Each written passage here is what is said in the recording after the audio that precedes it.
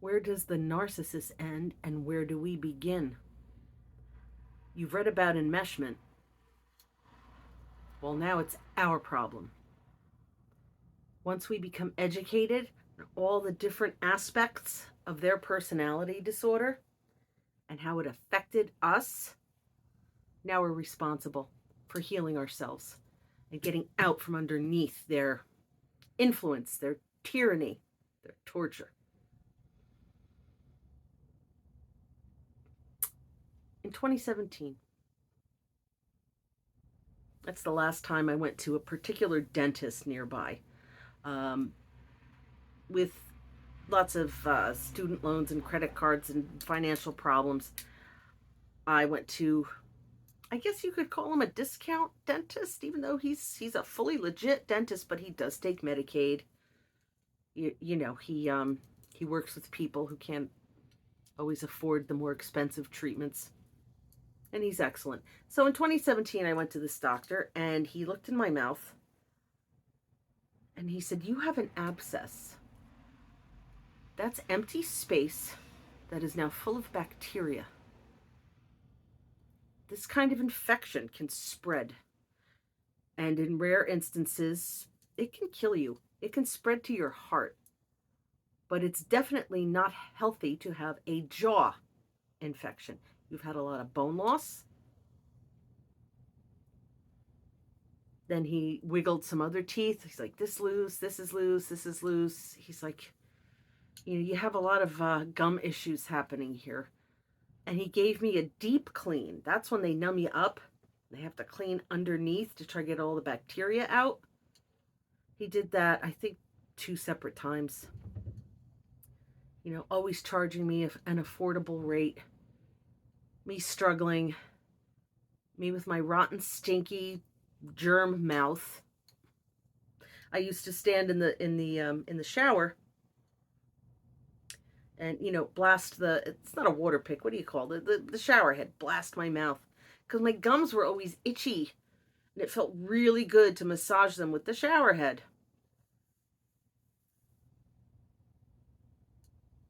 Today, this is now 5 years later, I go in because my dentist that I've been using since the COVID time no longer takes my insurance. So I went back to my lovely Italian dentist who helps me. And he just kept looking at my old chart and my chart. He's like, "Wow, what a turnaround.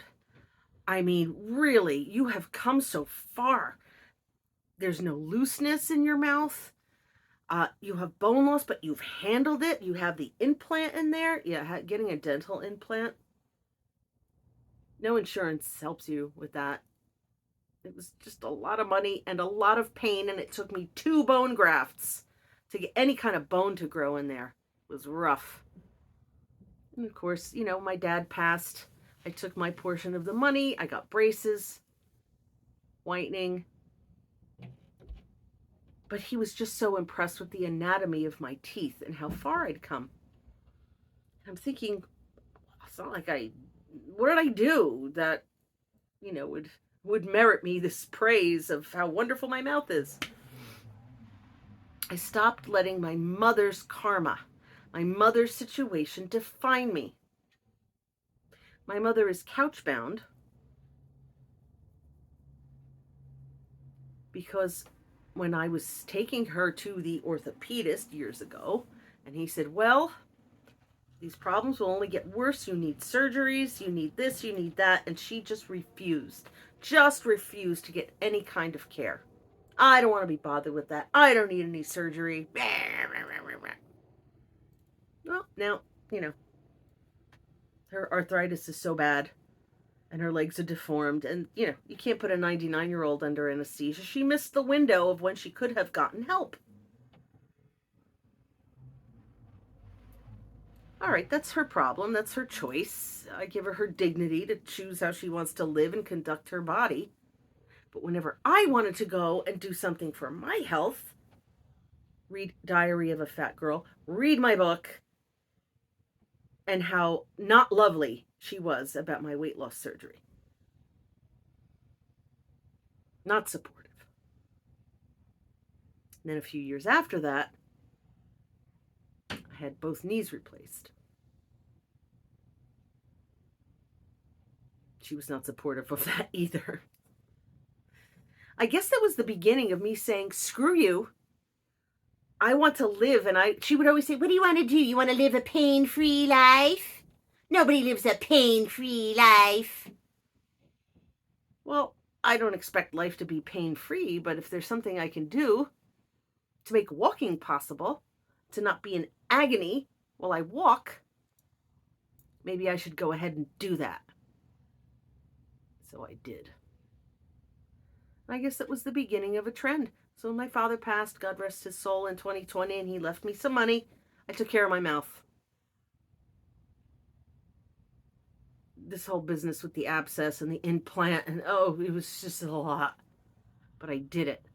And I got my teeth straightened and whitened. And I got professional cleaning again. And I got care. Because I'm only 58. Sometimes I say, I'm 58, I'm old.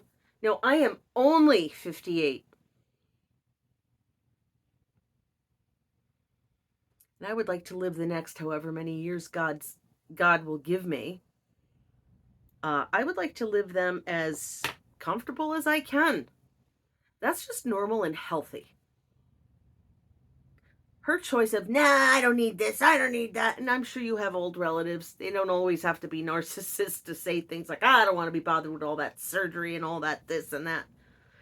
Fine, but don't pressure me to follow in your footsteps. I saved my life. Well, God saved my life. Because an abscess in your jaw, that's a very serious infection. The narcissist tends to not be supportive when we want to move out of their influence. We want to move ourselves out of the toxic, narcissistic space and live in health and achievement. They don't like that. They want to pull us down. It's the old crab in the bucket story, where if you catch one crab, you have to put a lid on the pot. If you catch two, you don't have to, because if one tries to escape, the other one pulls it back in. I'm not an animal behaviorist, well, except for cats. But I don't know if it's true, but it's an interesting story, because that's human behavior. It's human behavior.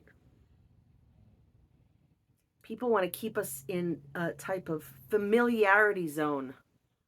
It's a comfort zone where we can predict what the other person will do. And it doesn't cause us the kind of anxiety that change would cause us if people just would cooperate and stay predictably the same, stay addicted, stay sick, stay in the pathological, narcissistic space, be a reflection and extension of them, and stop trying to be better.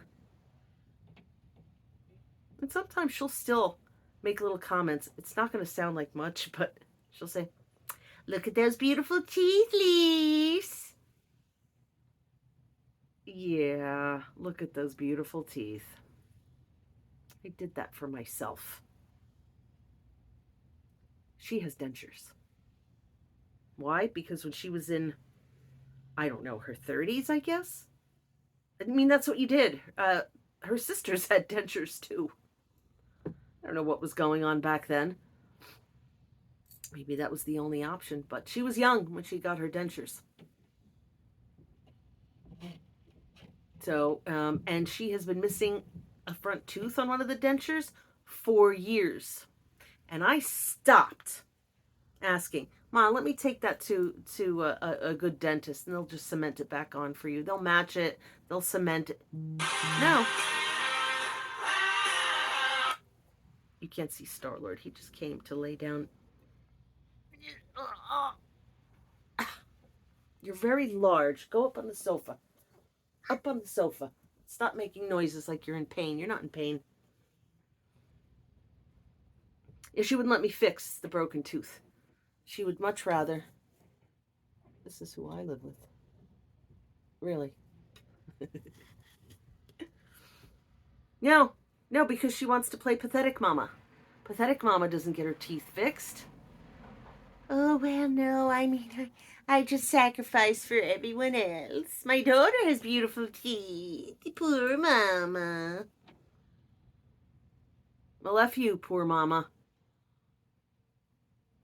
I don't abandon her to herself, but I don't force things on her any longer. And nor do I allow her to force me to live in this kind of poor, subpar, neglected, falling apart state. Let her live long enough to see me break out of the pathological narcissistic space, look that one up, and have a ball.